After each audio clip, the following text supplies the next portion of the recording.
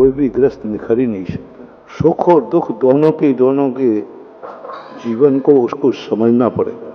सुख और दुख दोनों, और उसे विपाक विषय अपाय विषय धर्म ध्यान, ये दो धर्म ध्यान ऐसे हैं जो हमें सुख और दुख के बीच में एक ऐसी कला, ऐसी चीज पर स्थापित कर देते हैं जहां हम किसी को दोष देने लायक ही नहीं रहते।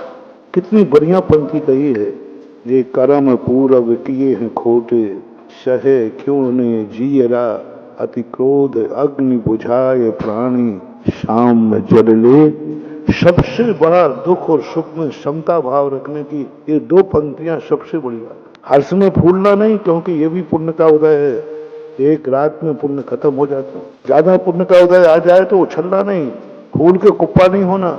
अच्छे अच्छे पुण्यात्माओं का एक रात में पुण्य क्षय होते देखा गया। एक रात नहीं, एक सेकंड।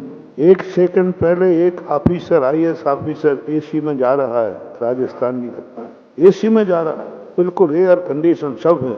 सडनली एक्सीडेंट हुआ, फाटक खुला, 48 टेम्परेचर पर रेत में तड़प रहा है, कोई पूछने वाला नहीं हुआ। 48 टेम्परेचर रेत राजस्थान की, और उसमें तड़प रहा है, और एक सेकंड पहले गाड़ी में AC का आनंद ले रहा है। एक समय पहले पुण्य की चरम सीमा, और एक सेकंड बाद आपकी अशुभ कर्म की चरम सीमा।